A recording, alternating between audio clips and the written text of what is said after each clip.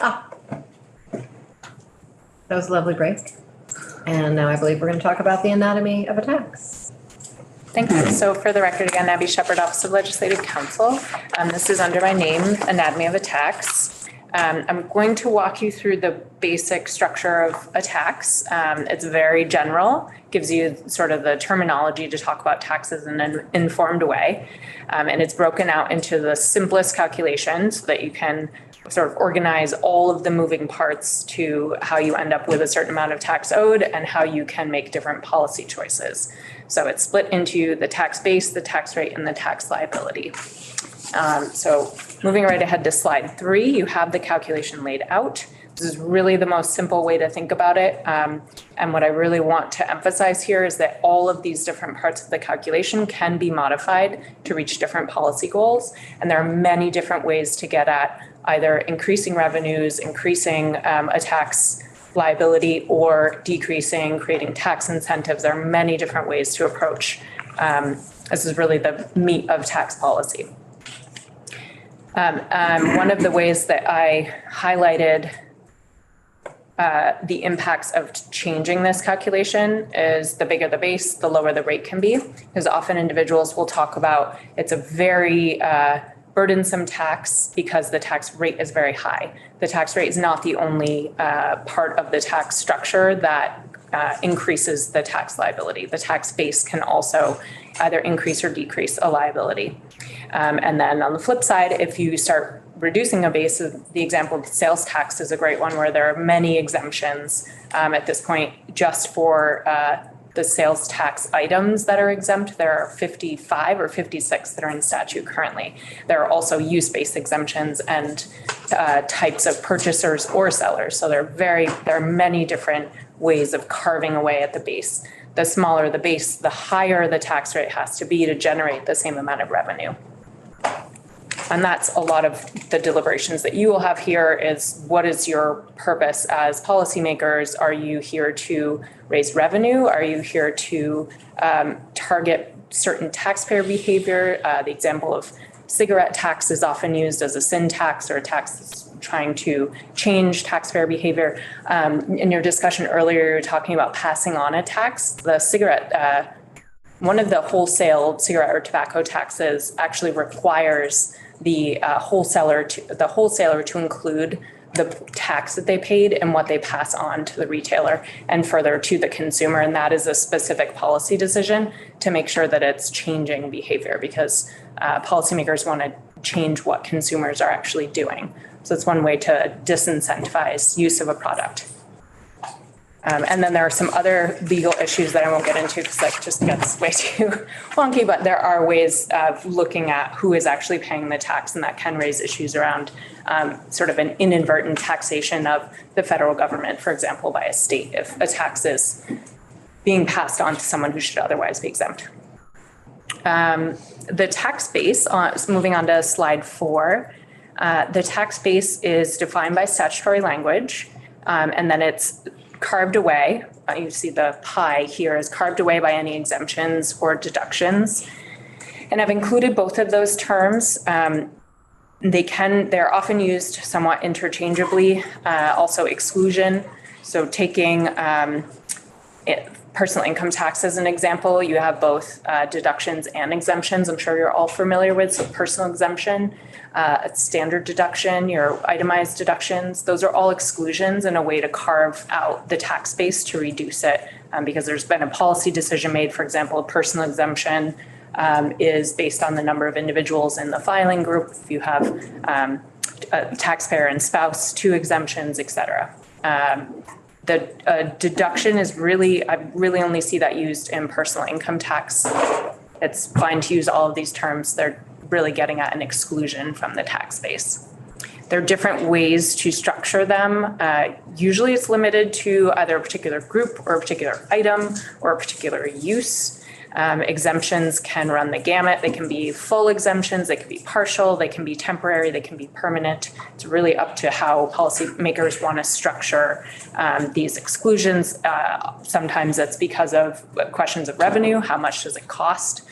These are examples of tax expenditures. How much will this actually cost to the state? And by making them temporary or partial, that's one way to reduce the cost. Moving on to slide 5, still talking about the tax base. So again, cost can be a consideration when enacting exemptions or exclusions.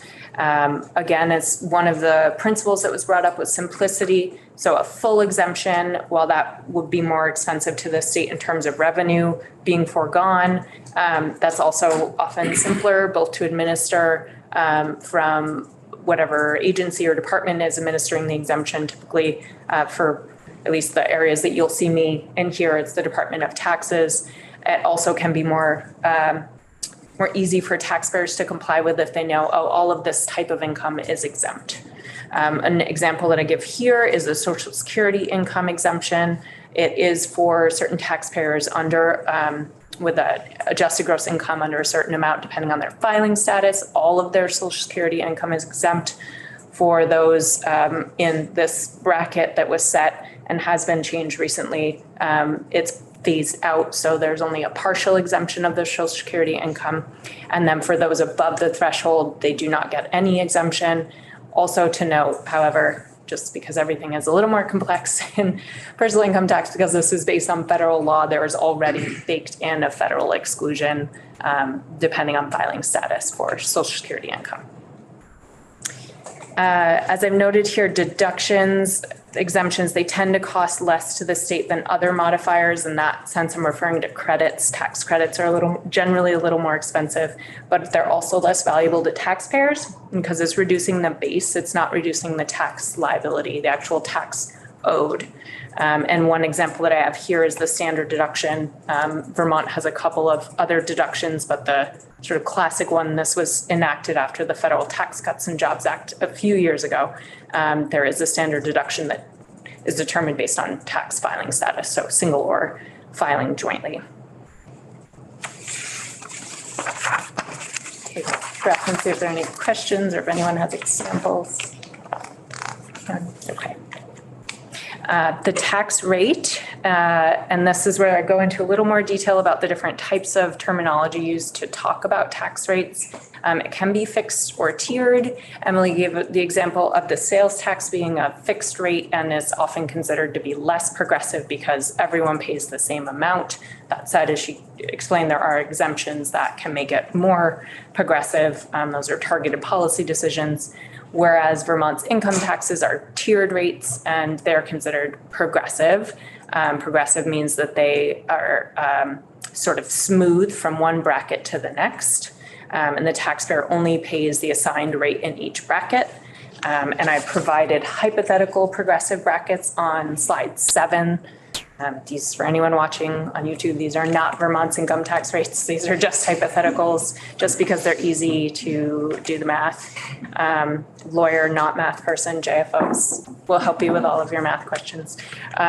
So for your first bracket, as anyone who's paid income tax, if you've looked at the brackets, look very similar to this. So the first, in this hypothetical example, the first $10,000 in taxable income for this taxpayer would pay $500 in taxes. All of their income is in that first bracket. It's pretty simple, pretty easy. $10,000 times 5% is $500. If the taxpayer had $20,000 in taxable income, moving on to slide 8, their first $10,000 of taxable income would be subject to that 5% rate. Their second $10,000 of income would be in that second bracket, so they'd then be hit with the 10% rate. So their total tax liability would be $1,500, the 500 plus 1,000.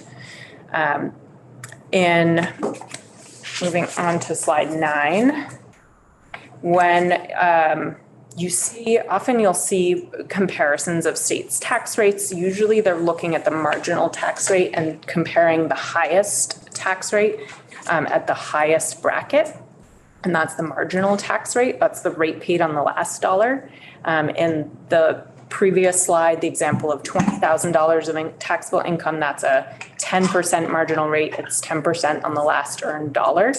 Whereas the effective tax rate is the actual rate of tax that is being paid. You can think of it as sort of the average tax rate. The $20,000 of income taxpayer would have an effective tax rate of 7.5%. So that's the actual rate that they're paying on their whole income. I find that those two terms are two of the terms that folks tend to find the most confusing, at least outside of this room. So I appreciate you Effective. Yes. pausing.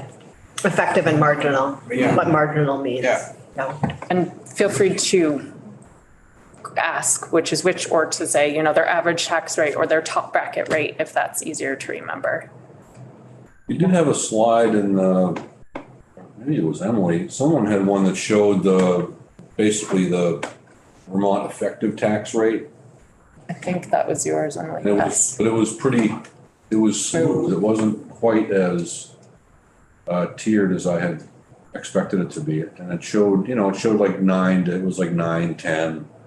And I think maybe it went up to maybe 12 for the top highest brackets. But that was the effective tax rate, correct? I will defer to Emily because it's her graph. I'm not sure. Was it the beginning? Let me see if I can pull it up here.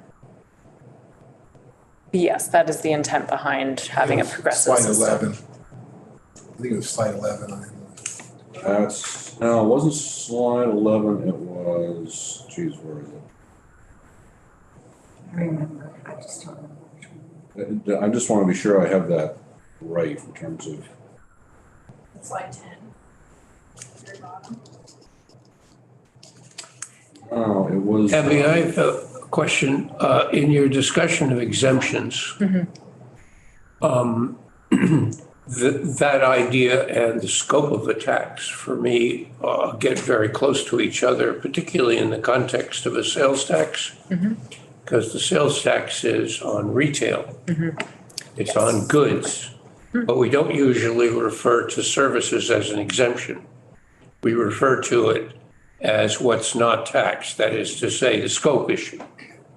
But for me, the big exemption is we don't tax services. That's a huge, nowadays, and growing exemption. Vermont does tax some services, so Yeah, okay. I think they're automatically going to have a statute set up. There are a couple of different sections to come into play. You're right, there's the retail sale, the tax is imposed on retail sales, and then you have a separate section that says it's retail sales of tangible personal property is the first one. That's what we typically think of sales tax applying to. But then you also have amusement charges, you have a fairly short list of other charges that can be characterized as services. But generally, Vermont is not one of the states that taxes many services. Yeah. So yes, it's a lot And to do. then we with consider that a scope issue, not an Yes, exemption issue, yes, interestingly. Absolutely correct.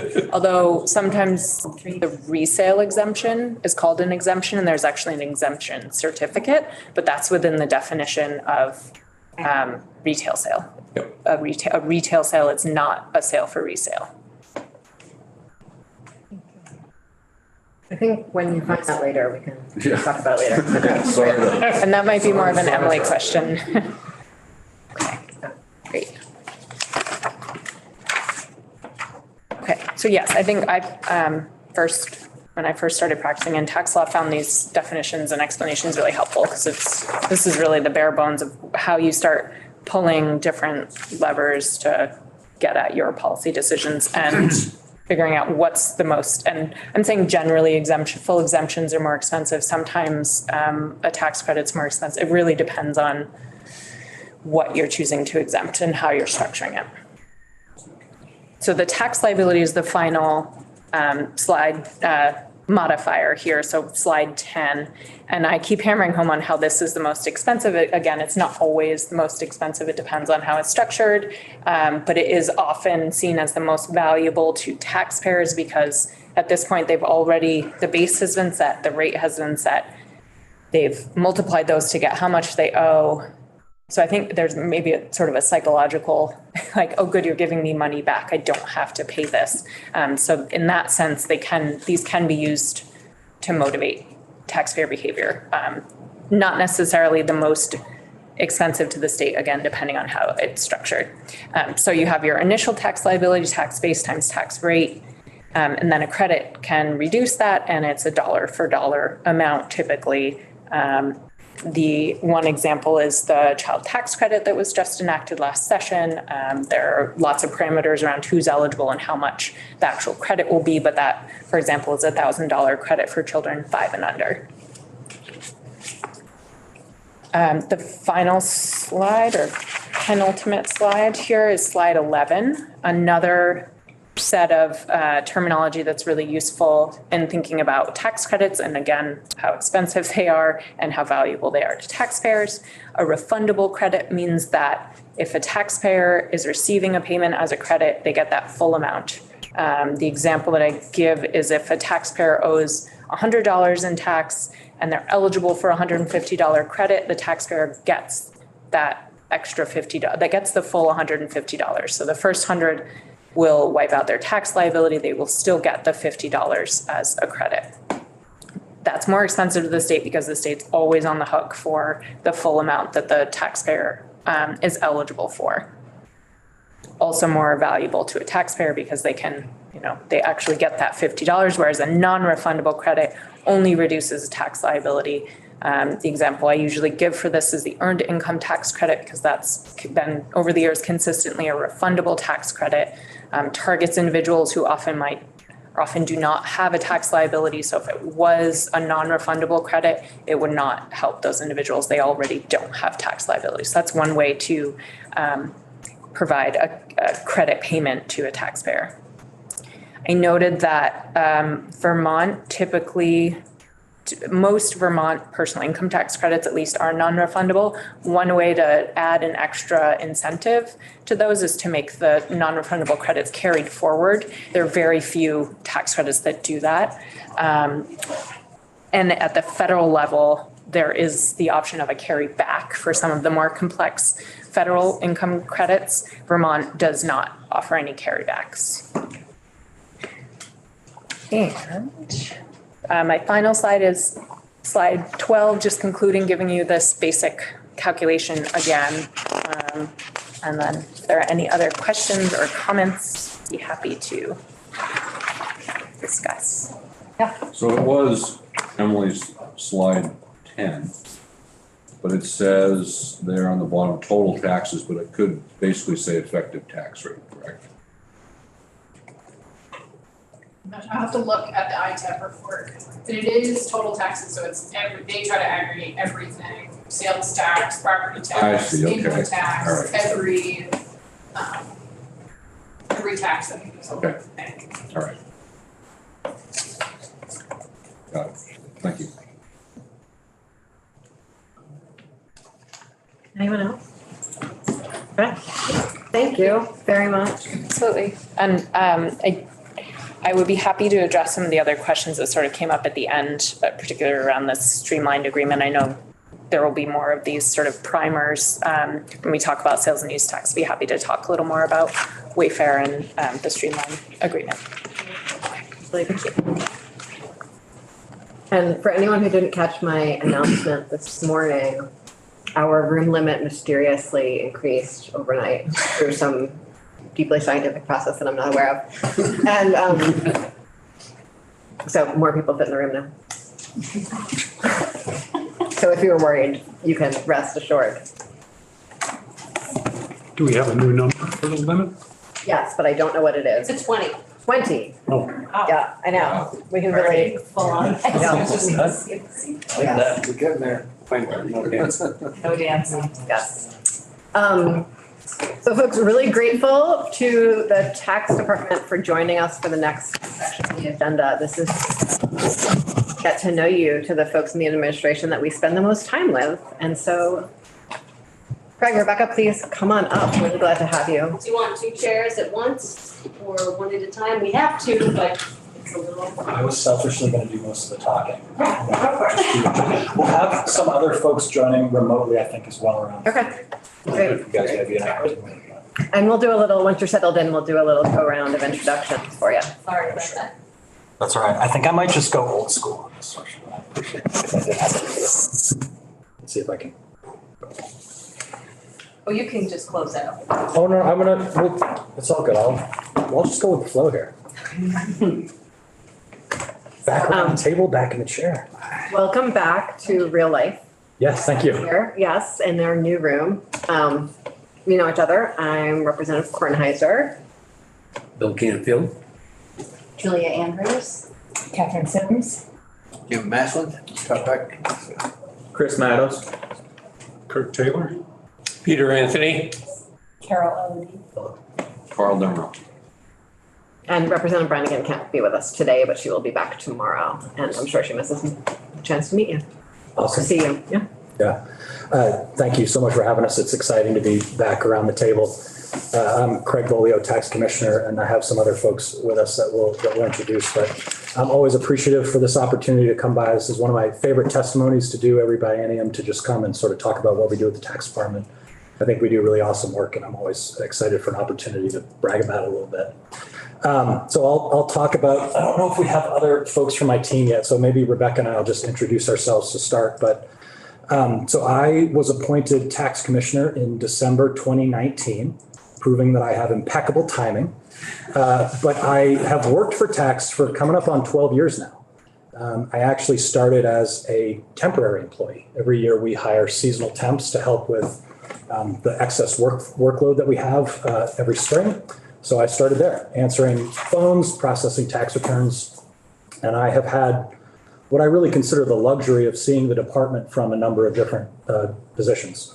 I did that personal income tax for a couple of years. I worked in corporate income tax for a couple of years.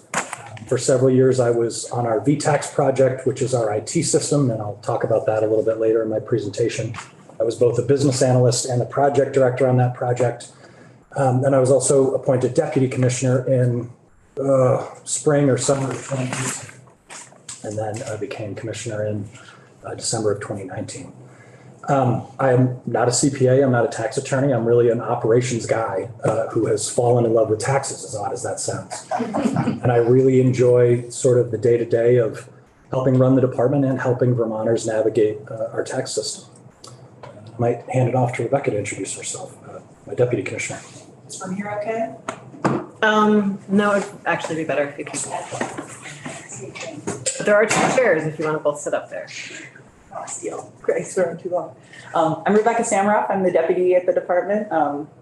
Representative Brannigan and Maslin were here when I was just a young pup starting at the tax department in 2013. But I think that's the only two that have been on the committee since then, although Representative Beck's been around for many iterations. So I didn't have quite as varied a history at the department. I started in our kind of like what's still the office of the commissioner as a data analyst, a fiscal analyst, a department economist, and then left the department for a little while. Also impeccable timing, moved to Philadelphia right before the pandemic. But stories of the department thriving under Craig's leadership followed me there, and I just needed to rush back. So December of 2020, I came back in this deputy role, and similarly really into tax policy and the kind of impact it can have socially. And I love this work because kind of forced to be a subject matter expert in many different policy areas when you're at the tax department, because it's really where the rubber meets the road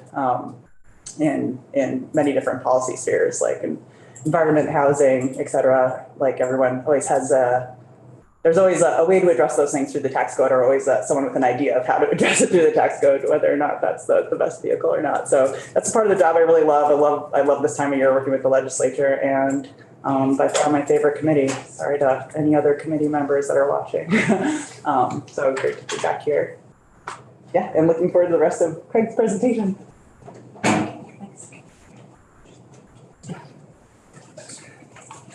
Awesome, thank you. So I'm going to move to slide 3, I think, with the header of mission statement, and just talk about who we are as an organization. So most foundationally, I think it's good to start with the mission, and that is to serve Vermonters by administering our tax laws fairly and efficiently to help taxpayers understand and comply with their state tax obligations. Now, there's a lot in there I like, focusing on the to serve Vermonters part, but if we move to even the next slide with our core values, I think that can help expound on it a little bit. And I might just talk for a minute about the process of establishing core values, because this is a relatively recent exercise for us. We did it in 2021.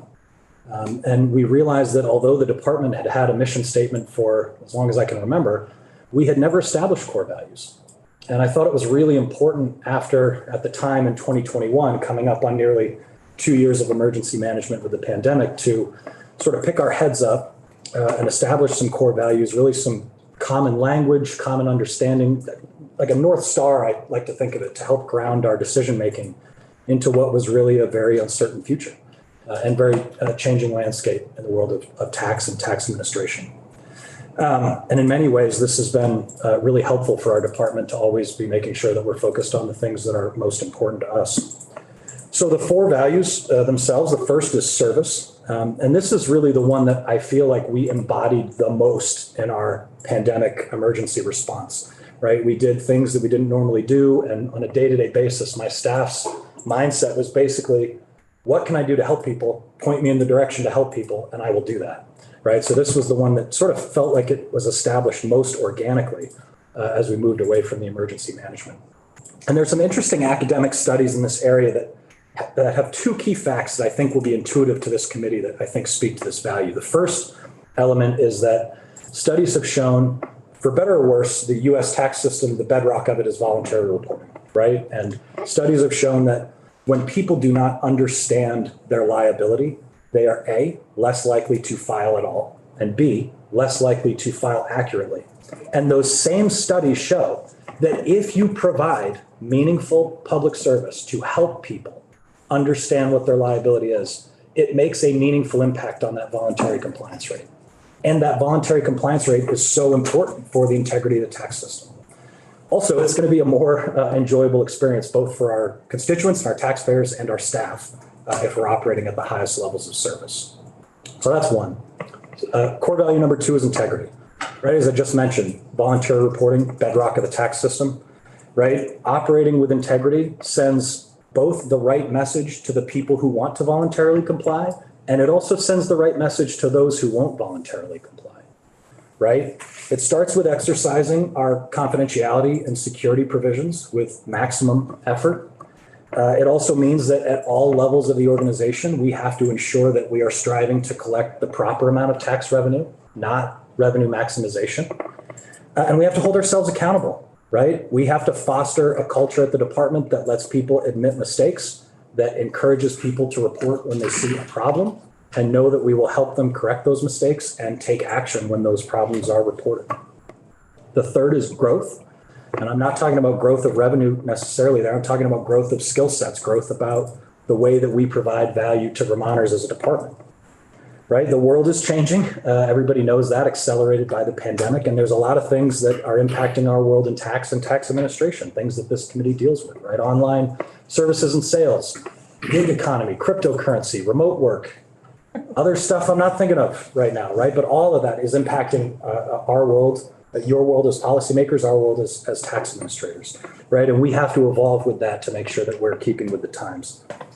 The most effective workforce possible is an engaged workforce, right? We need to have people who believe in the mission of the agency, who see themselves as part of the future of that agency. And so we have to invest in our workforce and provide those professional development opportunities and make sure that the work is rewarding.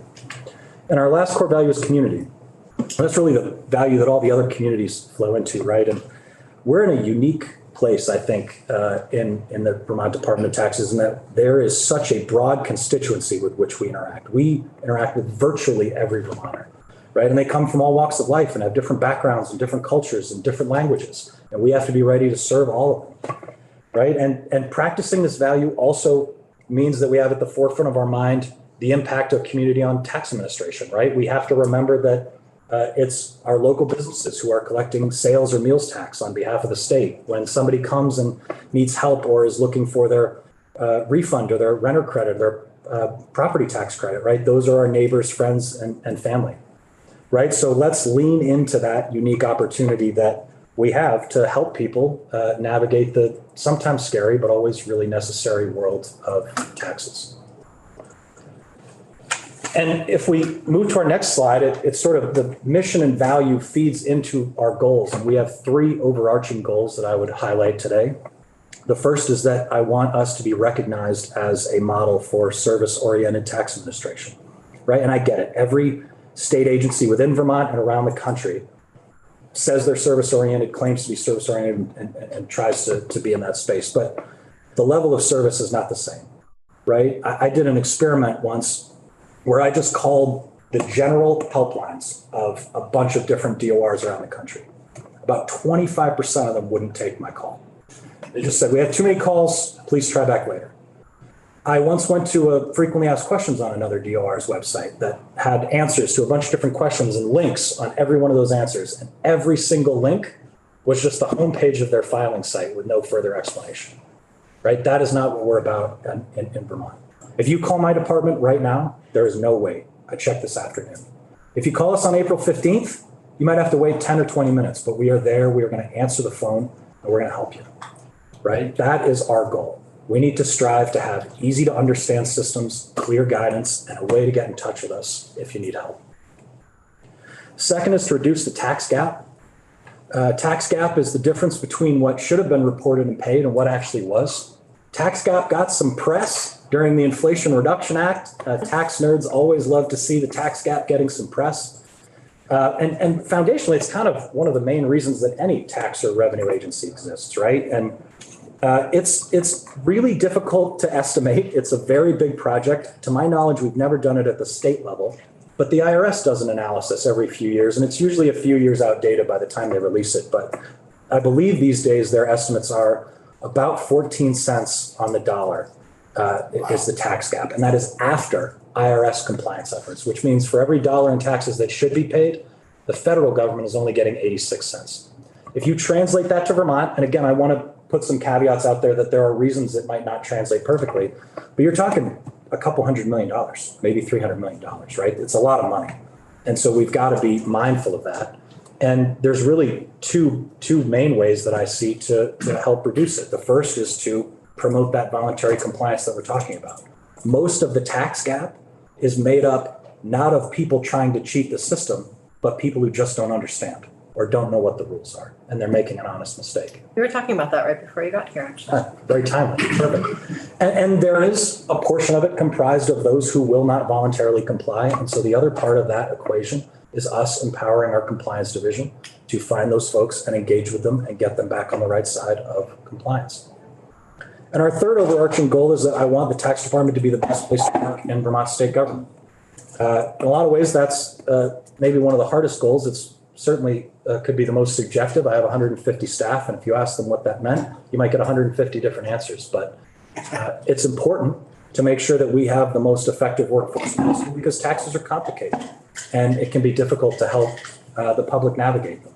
So it's why, of some of the things that I'm most passionate about as commissioner, it's organizational health, employee engagement, and morale. And we focus on this a lot. I'm happy to pause there. I can keep moving through if it works for you, Madam Chair. Yep. Okay. My next slide. I promise to interrupt you, just like I just did just now. Me too. I'm always happy to be interrupted. You know that, Madam Chair. Moving to slide number 6, header is key statistics, just to go over some interesting facts about the department. So we have, as I mentioned, 150 staff across 7 divisions. We have a taxpayer services division, which I consider sort of the front window or the front door of the department. If you're calling with a question, you are almost certainly calling our taxpayer services division. And they are the ones who are processing the glut of tax returns once they are in our IT system and issuing refunds. We have a compliance division that's comprised of collectors and auditors, both office auditors and field auditors, who again are engaging with folks who, for one reason or another, are not on the right side of compliance and helping them get there. We have a property valuation and review division, which does a lot of municipal support services through our district advisors, who are housed all across the state. And they also process our current use applications. We have a finance and revenue processing division that makes sure the money gets in the bank, processes all of the incoming mail, paper checks, and paper tax returns, as well as interfaces with State Treasurer's Office and Department of Finance and Management and other stakeholders to make sure that the money that we're getting is going into the right place. We have a legal division full of lawyers doing legal things, sometimes working with you folks on working to draft language, maybe representing the department in certain tax litigation matters.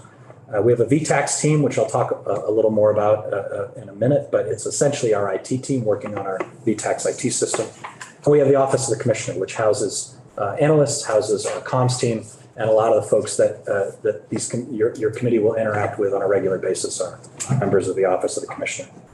We have 32 tax types, Please do not ask me to recite them all, but it is often a larger number than people recognize. And we also have 3 benefit programs. Those I can name: the renter credit, the property tax credit, and the current use program.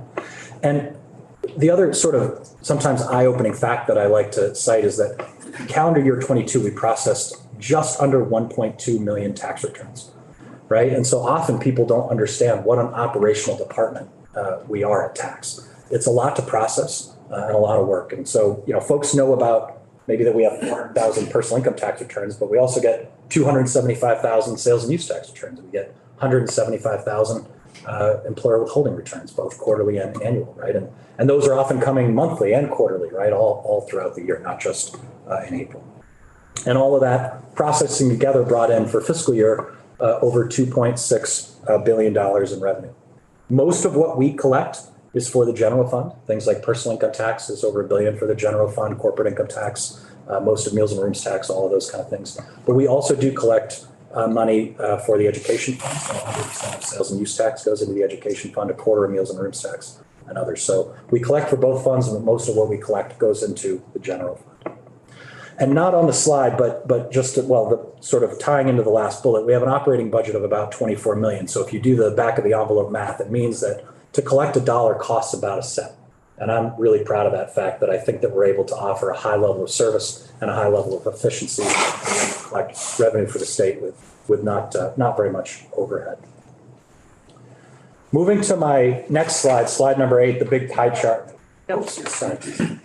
Commissioner, could you just, the 7 divisions, could you just roughly tell me how many employees in each of them? You said 150 employees throughout the department, but. I'd be happy to follow up with the exact counts. Our 2 largest are taxpayer services and compliance. The 2 of those are probably about 100 of those 150 employees. Okay, great. Happy to follow up with exacts afterwards. That's fine. Moving to my slide number 7, this is the big pie chart, and I love this chart because it really visualizes the impact of the voluntary reporting system, right? So this is approximate numbers. These are not to the dollar, but pretty darn close for fiscal year 22 collections for the tax department. The big blue section, about 98%, is revenue collected voluntarily, which means we stood up the systems, we published the forms, and we published the instructions and helped people when they called us. But we didn't have to bill, we didn't have to audit, we didn't get a collector involved. It's voluntarily collected. That was 2.5, almost 2.6 billion. And then 2%, actually a little under 2%, came from our compliance division. Now, the fact that I want to point out there is that might make it seem like our compliance division is not working very hard. But that 2% is over $55 million. And in fact, aside from the hiccup at the beginning of 2020, where we redeployed folks for COVID response, our compliance division over the last several years has increased the amount of collections that they have brought in each year, year over year, while simultaneously, I believe, having fewer complaints, especially to stakeholders like the legislature. So we are doing our work more efficiently, collecting more revenue, and doing it in a more service-oriented fashion. But what was not shown on here, again, the tax gap that we talked about, right? Not knowing exactly what it is at the state level, but you can imagine what that pie would look like if it were between 10 and 15% as it is at the federal level. The challenge that we have in closing that, right? That it's many times larger than the amount of money our compliance division brings in now. And it's among our largest divisions. And that's why I put so much emphasis on bringing people into the blue part of the pie to make sure that they're voluntarily complying, particularly because most of that tax gap are people making mistakes. But it's also really important that if people are not going to become part of the pie voluntarily, we bring them at least into the orange section, right? And then I'll close with my last slide is just a screenshot of our MyVTax homepage. And I'd be remiss not to discuss VTax and MyVTax because it's such an important tool for what we do at the tax department. So you've heard me use the term VTax a couple of times. It's our IT system and it is awesome. I know in state government, IT systems can sometimes be a challenge, but we have the tools to do the job at the tax department, and we are thankful for that. And MyVTax is the online filing site that many folks use to file taxes. The project was fully implemented several years ago, I think 2017 or 2018, but we continue to make ongoing investments in it. We patch it at least twice a year, bringing in new features, upgrading security. We also do full version upgrades every few years. The last actually took place during our pandemic response, which we were able to successfully launch. We have an ongoing VTax support team, which is comprised of just business users from our department, partnered with our vendors developers. Fast Enterprises is the company that sells the product, and state ADS developers. And it handles everything, soup to nuts. It's registration, it's payments, it's returns processing, it's collections, it's transactions, it's billing, it's audit, and it's the online filing site for taxes big and small. It is one of the main reasons that we are able to do what we do with the service levels that we have and the levels of efficiency that we have. And we are very thankful for it. And I would also point out before I close that we have been extremely appreciative of the partnership that we've had with the legislature, especially this committee, in talking about different policy initiatives and what is possible to do and to be administered, even with this powerful system coupled with our very talented workforce. And I feel that luxury, especially as I talk to my colleagues, revenue commissioners around the country, who are not in as fortunate a position or as collaborative a relationship with their legislature, and who are being given things that they cannot administer and that they have said they cannot administer. And it creates a very challenging situation for everybody. So I know that we are going to debate at times, but I have been personally really appreciative in my time in this role, in the way that we work together on that, in the way that the committee has trusted us, in the way that we have tried to build that equity and not squander that trust, and very much look forward to continuing that. Thank you. And I have really appreciated how you are very clear in differentiating between your policy concerns and your administrative concerns. It makes it much easier to have those conversations and to build that trust. Sure. Thank you, Madam Chair. And I'm hopeful folks from my team, are on, and I'd be happy to toss it to them to introduce themselves. Why don't we start with Jake, if you're there, you're in the top left. We'll go Jake, Jill, Deb, Will. And then maybe while all of your cameras are on, after you're done introducing yourselves, we'll do a go around here, though I'm sure you've watched us all do the go around inside your computer already. See you, Jill. So Jake, I messed it up already. Hi, everybody. Jake Feldman, Senior Fiscal Analyst, coming to you from my home in Montpelier. I work at the tax department in the office of the commissioner. I've worked here for almost 9 years. I work mostly on personal income taxes and property taxes, but I sort of dabble in all the tax types. And I live in Montpelier with my wife, Ina, and our 5-year-old son, Wally. And that is it for me. Good afternoon, everyone. Hope you can hear me okay. I sometimes have. Oh, not really. Kind of faint. No? You're very far away. What's that? No, it's quiet. Okay. Skip me, come back to me. Okay. All right, go ahead. Better now. Go ahead, Deb. I'm not talking into the mic. Hi, everyone. I'm Deborah Carroll. I'm the principal assistant here at the tax department. I've met most of you. Although one of my jobs is to kind of keep an eye on what's going on over at the State House, I used to do it in person, but now I'll be doing it mostly remote. I will try to stop in the committee room at least once a day, just to say hi, see if anybody has any questions. I can't guarantee that I'll be watching every one of your meetings, but I will try to watch as many as I can. And if you ever need anything from the tax department, if you have questions that you need to have answered by Craig or Rebecca, if you just give a shout out, let me know that you're looking for that information. I will try to get it to you as soon as I can. Thanks. I live in Moortown, just to follow Jake's lead. I live in Moortown with my partner on the river, and yeah, I love it here. Thank you. And until Jill's ready. Oh, Jill, there you are. Go ahead. All right. Can you folks hear me now? Thank you. So sorry, Zoom doesn't like me. My name is Jill Remick. I'm the Director of Property Valuation and Review. It is a statutory position. I'll be spending a fair amount of time with you folks, and I'm a resource to you for everything related to education and property tax administration. That includes our pretty close relationship with all the municipal officials to carry out the maintenance of the grand list, the annual equalization study, which recently the results were came out with the CLAs and CODs, tax billing and collection, and current use are just some of the things. Also TIF, tax increment financing. So Jake and I will be in there later this week in the flesh to talk about the CLA results and give you folks a primer on that. But nice to see many familiar, friendly faces. We'll see you soon. Thank you. And I'll bring up the rear here. My name is Will Baker.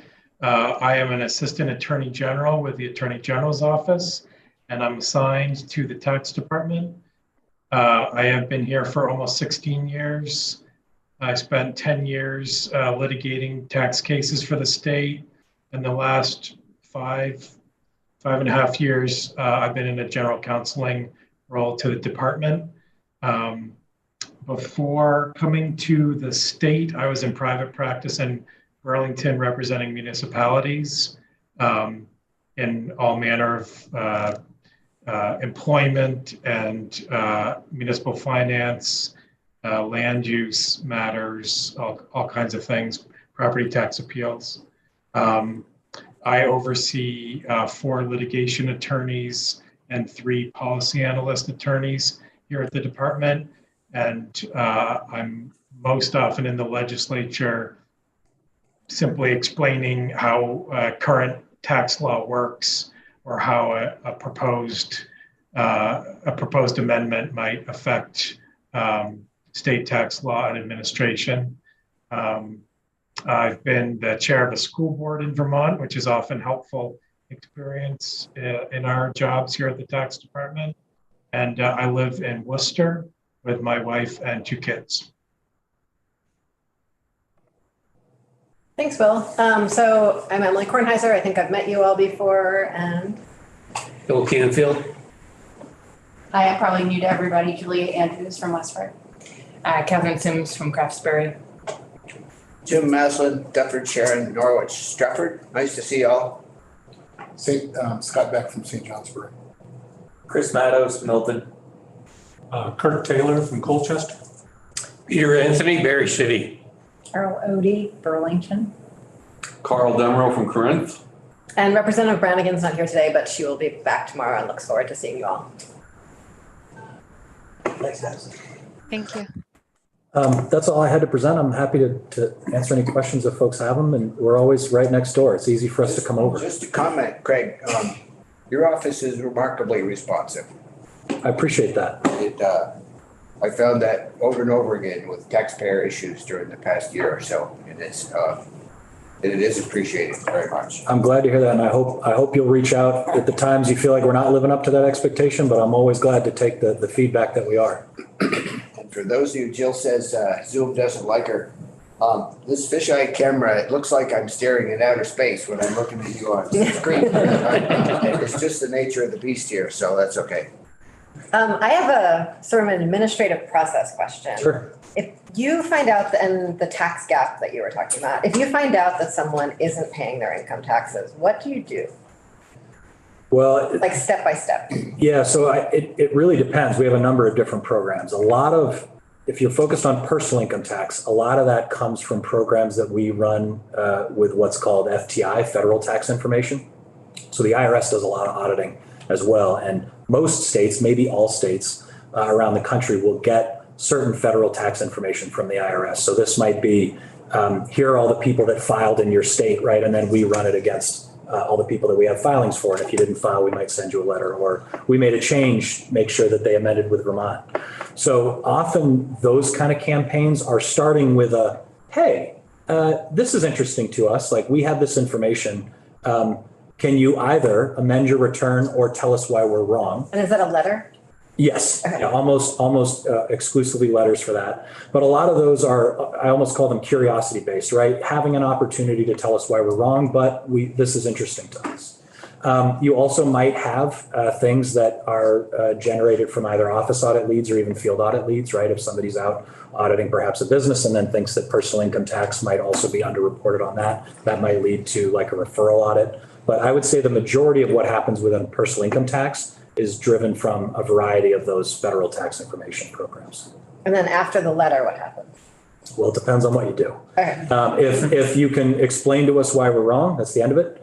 And that happens on, a chunk of them, maybe between 15 and 25% of them. It can be explained, and then you can amend, and then we will process the amended return, and that's probably also the end of it, unless there are further questions. And if you don't do anything, then you may be selected for audit. You may, for further audit, you may have the return adjusted and get issued an assessment. So it sort of depends on what the response to that letter is. Thanks. Sure, happy to help. One other thing, I recently got a letter on my 2019 return, and it said, we changed your tax. It used to be, and the IRS has done the same thing. They used to tell you which lines they changed. But now it just says, we changed what you owe us, and here's the liability, and here's the da-da-da. I can just as soon walk down there myself and sit down with someone, because I just should sit and see with somebody and ask them, what'd you guys change? You know? You're killing me, Rep Maslin. You're supposed to go softball day one. No, so what you are describing has been among the highest banes of our existence for the last several years. So there's a couple of different ways that a return might get adjusted, right? It might happen in taxpayer services, and often that's going to be an individual looks at it and then says, I think this has got to be changed. And so they can generate a letter that pulls out the lines that got changed. The back of the letter usually has a table that shows everything that was as it was filed and then as it was changed. But there are also ways that it can be changed through some of the automated programs where, despite all of the pushing from all of the people that are really smart on this and really hear that concern, there are some times where some of these programs cannot generate the level of specificity that feels even intuitive. And so you might have ended up in that kind of a situation. And it's unfortunate because it often generates phone calls, and we really wish that there was a way. We really wish that there was a way to do better on those. But I can assure you, anytime we're finding an opportunity to improve that, that's like at the top of our priority. I think it's a simple matter, and I can go sit with someone and say, can you show me what lines you changed? And that's perfectly fine with me. Doesn't require phone calls back and forth and that sort of stuff. And chances are tax department's correct. I'd just like to see it. That's all. Yeah, no, totally hear you. I mean, it's one of the reasons that we want to make sure we're really accessible for people who have questions too. We want to be, an ideal situation is that every letter we send out is perfectly clear. You get what you have to do. You don't have to call us, but that we won't hit that goal 100% of the time.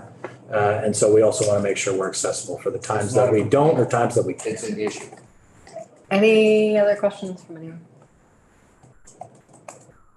Yeah. I thought Representative Sims had one. Seems she does not. Okay.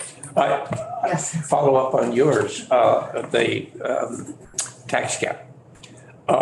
Do you have a protocol for sort of spot random audits where you're trying to figure out what patterns might lead you to a more rigorous examination of certain categories of filings? You know I can't answer that. Okay. No. I figured you did. No. So here's one of the real values of a software package like VTax is we have more data than most folks can probably imagine. And so one of the things that I've been really thankful for over the last several years, right? If you go back 10, 15 years, the big conversation was identity theft, refund fraud, right? And that was like the big risk for states. And that is still a risk. Yeah. But that is one of the areas that we have started to get so much data. It's actually really hard to sneak something by with most types of income.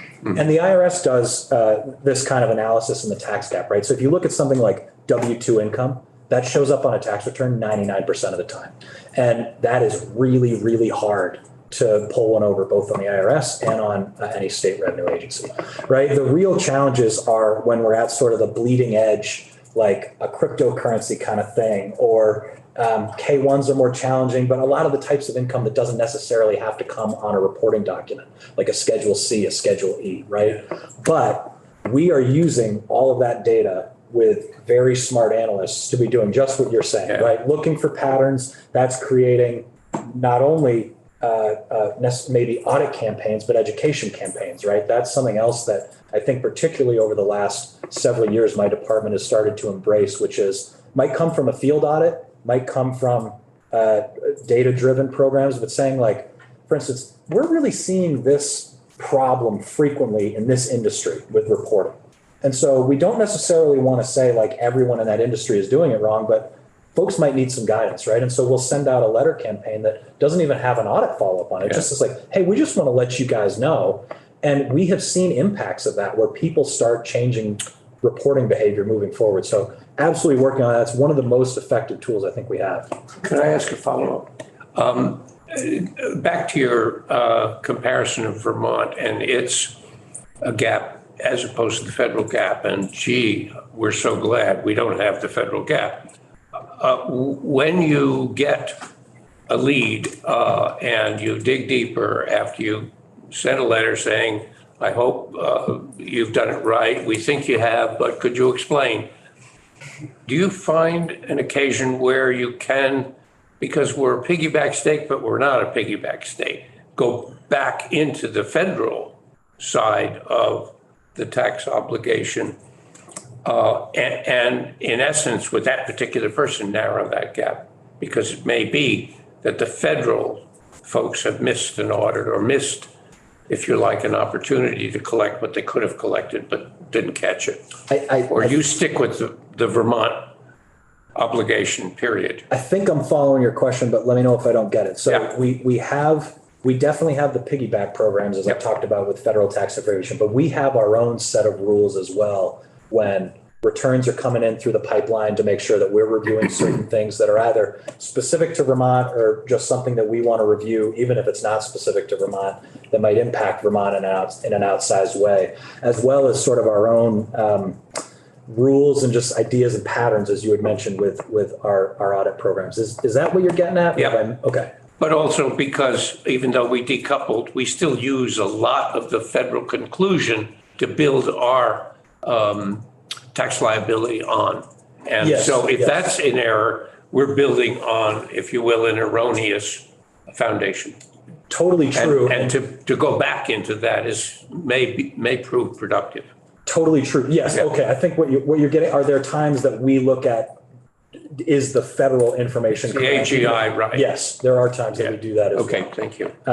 So yeah, in cases where something just sort of looks out of whack, right, we can definitely take a deeper dive. We are authorized to do that, and we do that. That was my other question. Yeah. The authority is there for you to go back. Yes. Okay. Yeah. Thanks. We can examine a tax return for up to 3 years from the date it was filed or the date it was due. And so that's generally the timeline we're looking at. Appreciate it. Thanks. Sure. And like Jim, I had one where I got a letter and I called, and the person I talked to, nice person, said, you got this by mistake. It was, for some reason, I was not given credit for the higher education investment contribution that I made. And it just got missed, Yeah. So I got a letter saying you owe, but I didn't. I'm glad we're able to sort it out. Yeah. Well, Craig, thank you so much, Commissioner Bolio. Thanks so much for coming in, and really appreciate the introduction, and the whole team inside the computer. Thank you. I'm sure we'll see you all in person at various times this week or next. Really appreciate you starting us off. Thanks very much for having us. Again, we're right next door. Thank you. Anytime you need us, let us know. Thank you. Thank you. We have the best basement art in state government.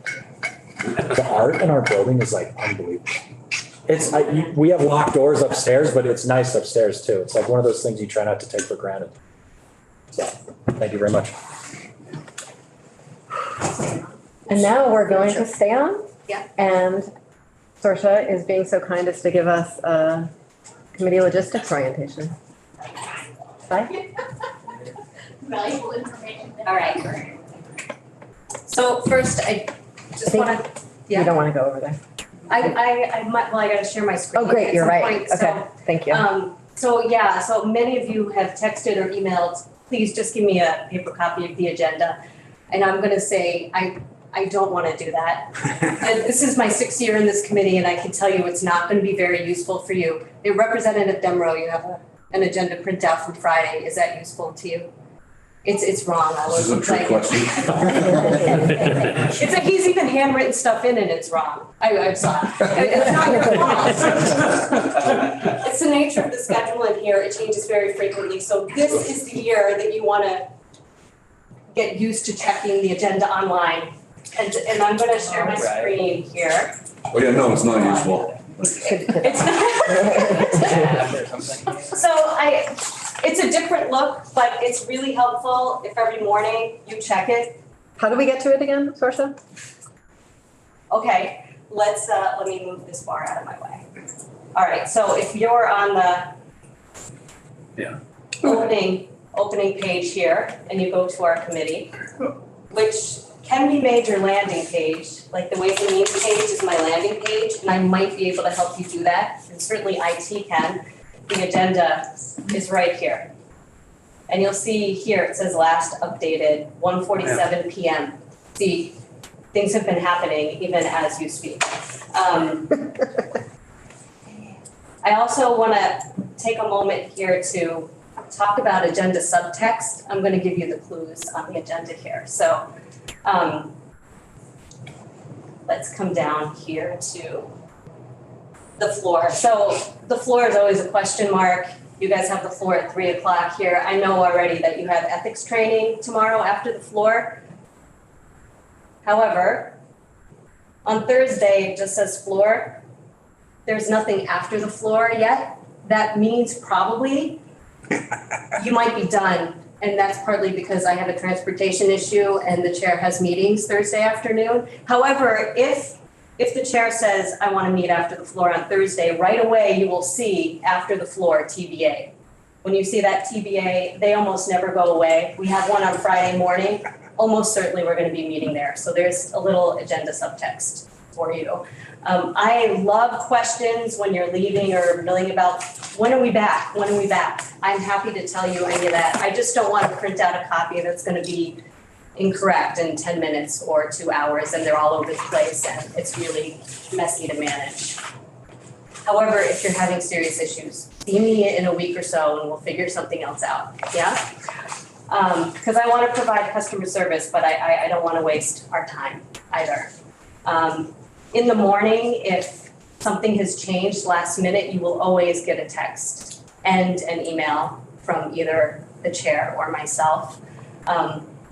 After caucuses, after the floor is over and we are meeting, you will get a text to say we'll be meeting in 5 minutes. And the chair probably already mentioned she doesn't like to stand up on the floor and say, Ways and Means will be coming back in 10 minutes. I will send a text. That's where you get that information. And again, it's not spontaneous. It's already in the agenda that we're meeting after the floor. The only time we'll do it spontaneously is if we get an emergency bill referred to us or there's an amendment that came very quickly. That's the only time we'll be meeting, and that cue for the text or the email would be the first opportunity you would have had to hear about it.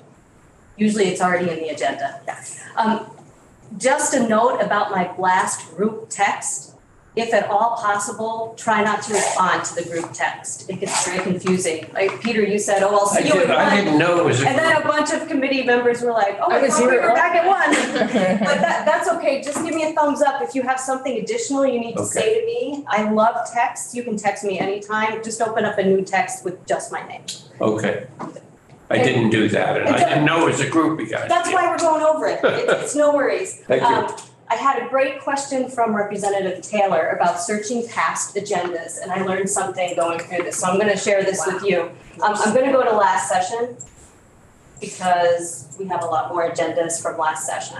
So there's a little button here, previous meetings. You don't have to remember this. You can just know it's here so I can reteach you, or I'm happy to do it. If you go to full report, it pulls up the whole biennium of the agendas. Wow. Well, and you're like, oh, what good does that do me? I can't Wait, how find did- it. That's okay. Oh, I like that. How did you do that? Where did you do that? Because Yes. I asked. One more time. Let's do that one more time. All right, let's go back. I'm gonna go back to the landing page, actually. Let's go back to the landing page. Okay, so I'm here. Previous meetings.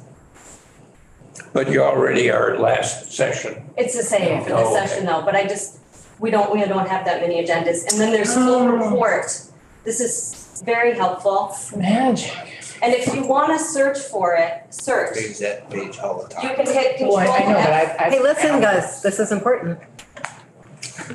So there's no search button built in, but if I hit Control F, a little search button shows up down here. And I can put in somebody's name or education, and then it's gonna take me everywhere in this page where education comes up.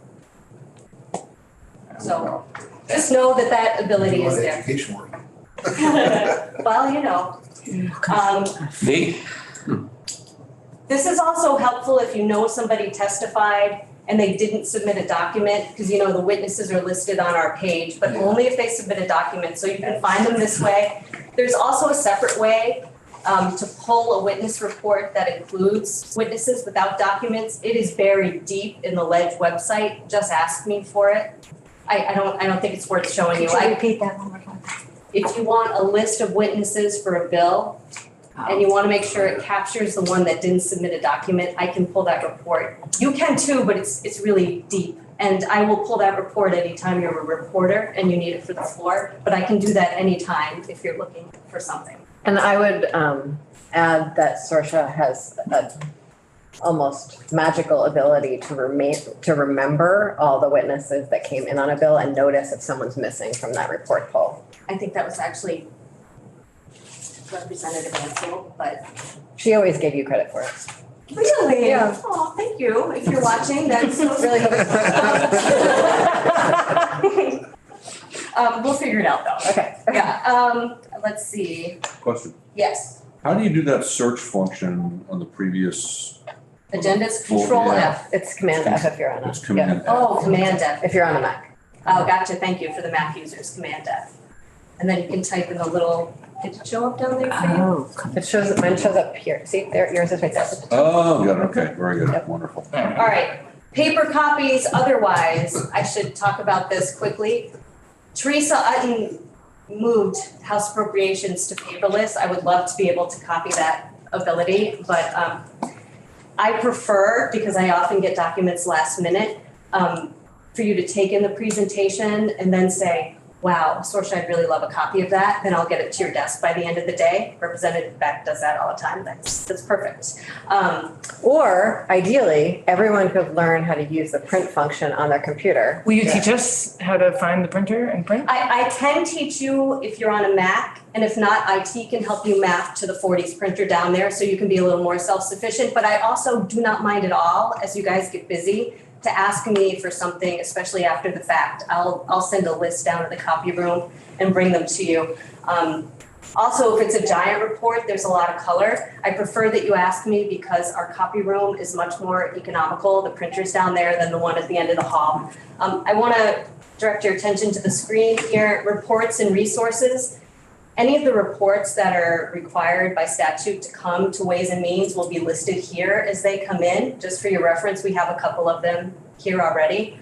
The PBR report will be coming in and whatever other. There's another place on the website to look at all the reports that are coming into the legislature, but this is our committee-specific reports.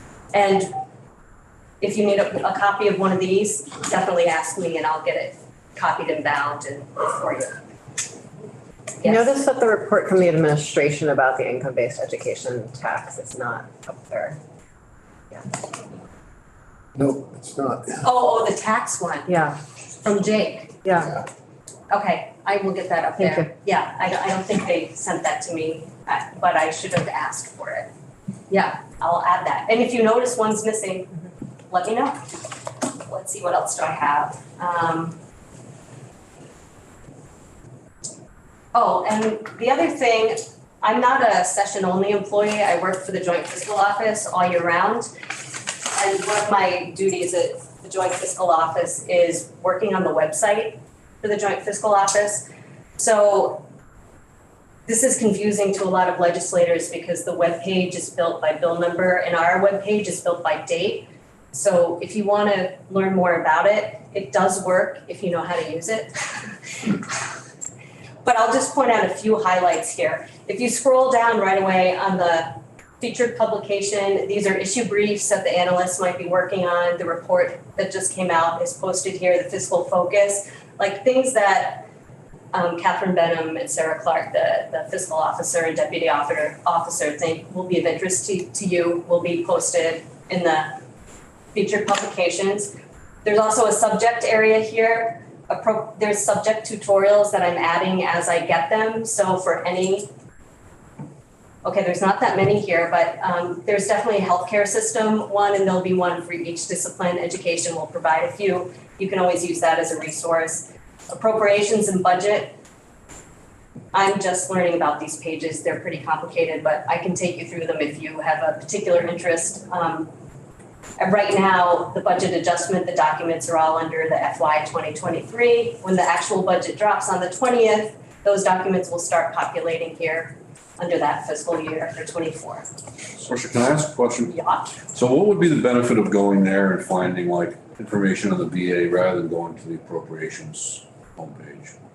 So, yeah, the appropriations homepage will have almost everything, and it's listed by date of testimony. But here you'll have the it. bill number. Yeah, you won't have to know the date to look under. You'll be able to just look at the documents as they populate. The other useful area for the Ways and Means Committee is the fiscal note search.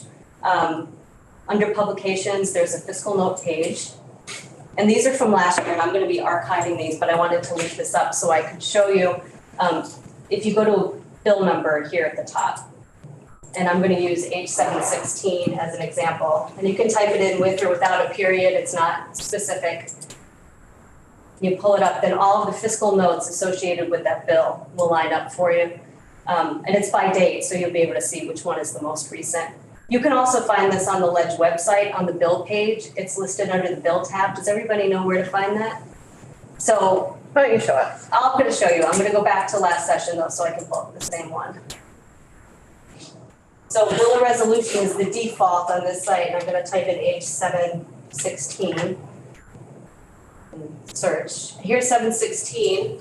You're probably familiar with this page. The fiscal information tab should have all of the same fiscal notes. It doesn't look to me like they're all there. I'm the one who posts them in both places. So it might be that one of them posted on the JFO site didn't actually pass out of the committee and then it wouldn't get posted here. But I'm your person if you're looking for a fiscal note for anything you might be voting on, I can help you find it.